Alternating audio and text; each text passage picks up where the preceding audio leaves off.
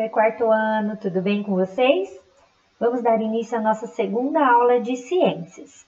Hoje a gente vai conversar um pouquinho sobre os processos de separação das misturas heterogêneas. Lembra que eu conversei com vocês na aula anterior que as misturas heterogêneas são aquelas que a gente consegue separar? Então, a gente vai conversar sobre esses processos de separação, que são a catação, a peneiração, a filtração, a decantação e a centrifugação.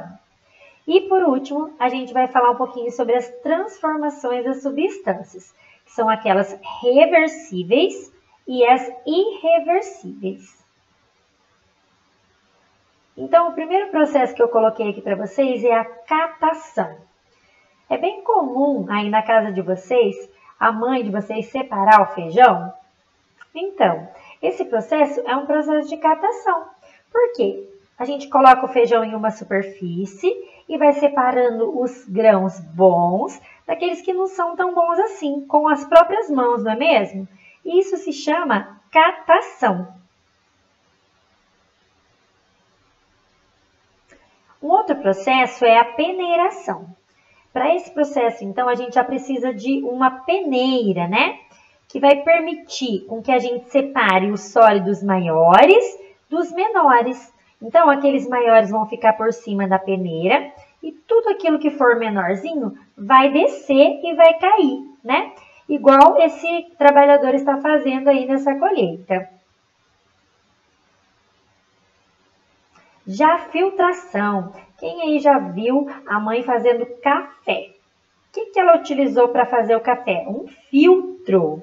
Isso mesmo. Esse filtro é a barreira que separa, então, o pó do café do restante do líquido, né? Da água que vai ali coando, não é mesmo?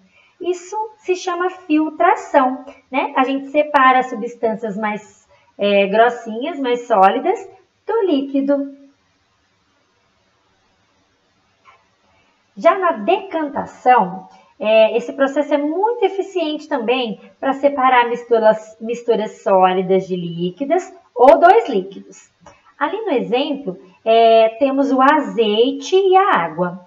Vocês já sabem, a gente fez em sala de aula um exemplo de óleo, né? Que não se mistura com a água. Pois bem, para a gente separar eles, o que a gente precisa? Em primeiro momento, a gente precisa deixar eles em repouso. Para quê? Para que fique duas camadas separadas. Depois, nesse caso aqui, a gente utilizou um funil. Para quê? O líquido mais grosso, o azeite, ele fica por cima e o mais ralinho, no caso a água, ele vai saindo primeiro. Assim, a gente consegue separar esses dois líquidos. Esse processo chama decantação. E centrifugação? Esse processo já é um processo mais feito por laboratórios, né? A gente não consegue fazer em casa, mas é bem eficiente também. Para fazer esse processo de separação, eles utilizam uma centrífuga. Por exemplo, para separar os componentes do sangue. Eles colocam então os tubinhos, né?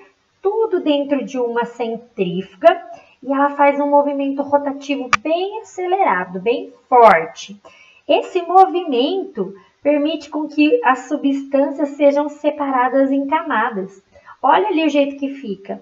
O plasma, que foi separado dos leucócitos e das plaquetas, que foi separado dos eritrócitos, perdão, que é a mesma coisa do que os glóbulos vermelhos, tá bom? Então, quando eles precisam saber a quantidade que tem de cada um, eles separam as substâncias.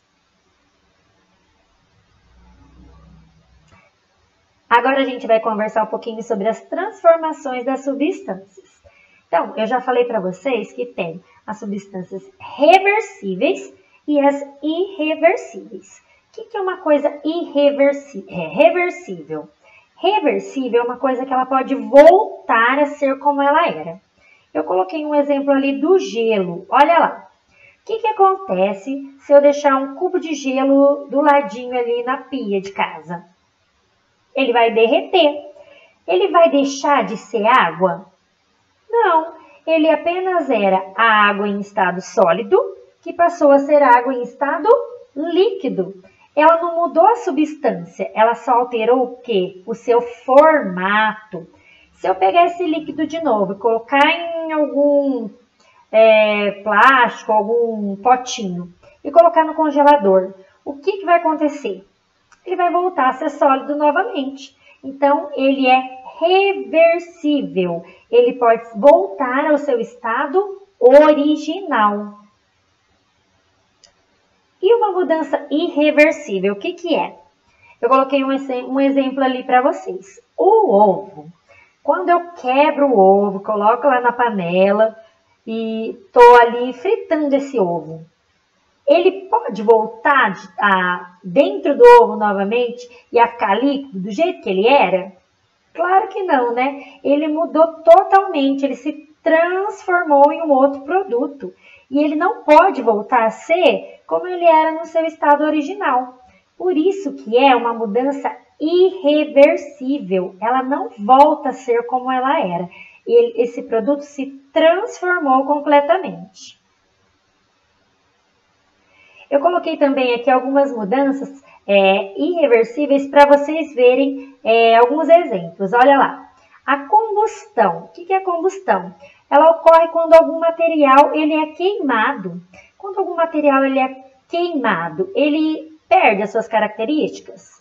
Perde, né? Ele não consegue voltar a ser como ele era, qualquer tipo de material.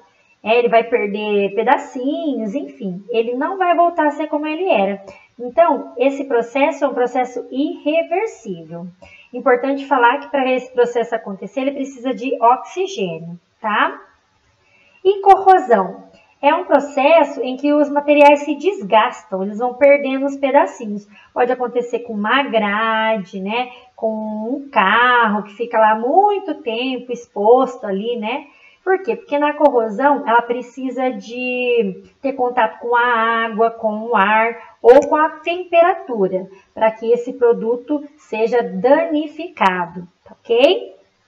A ferrugem, ela é um pouco parecida com a corrosão, mas ela não é tão agressiva, tá? Ela fica uma camada vermelha ali no material, pode ser um metal mesmo, mas ela ainda não sofreu a corrosão de fato, tá? Ela apenas está enferrujada. A corrosão, ele já perde um pouquinho do seu material, tá bom?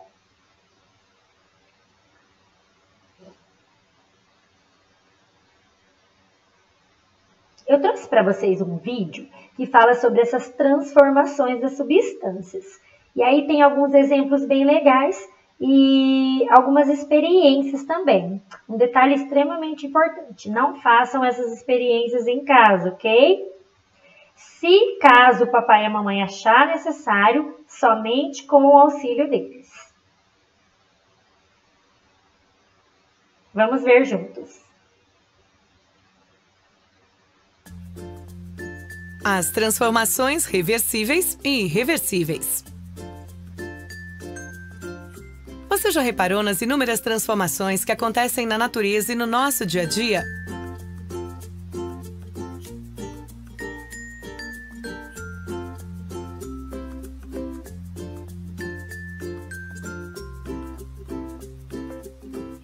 Algumas transformações são reversíveis e as substâncias envolvidas podem voltar ao estado inicial, ou seja, antes de ter ocorrido a transformação.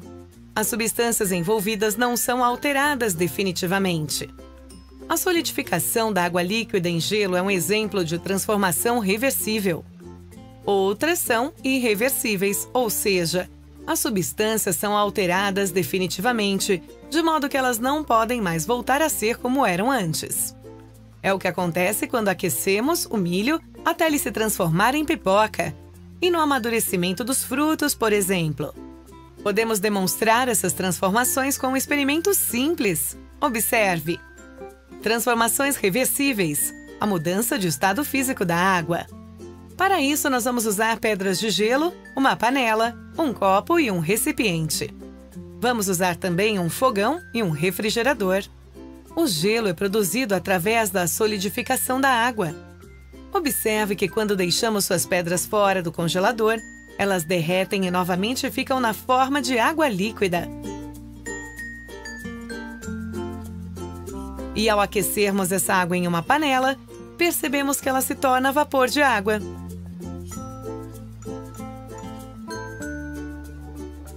Mas vamos um pouco além. Veja como o vapor de água, ao entrar em contato com a superfície fria do copo, se condensa. E novamente podemos observar a água no estado líquido. E para finalizar, quando colocamos esse mesmo copo no congelador, podemos observar que a água novamente se solidifica. Transformações irreversíveis. A queima do papel. Para esse experimento, vamos usar uma folha de papel, um recipiente de vidro ou metal e fósforo. Observe que ao queimarmos o papel, ele se transforma em cinzas e que essa transformação não pode ser revertida. Observe as transformações que acontecem em seu dia a dia. Esse é um criativo e divertido passatempo.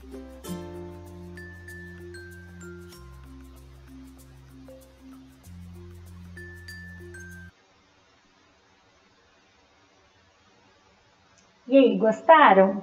Perceberam então que nas mudanças reversíveis, o elemento não perde totalmente a sua característica e nas irreversíveis ele fica totalmente diferente?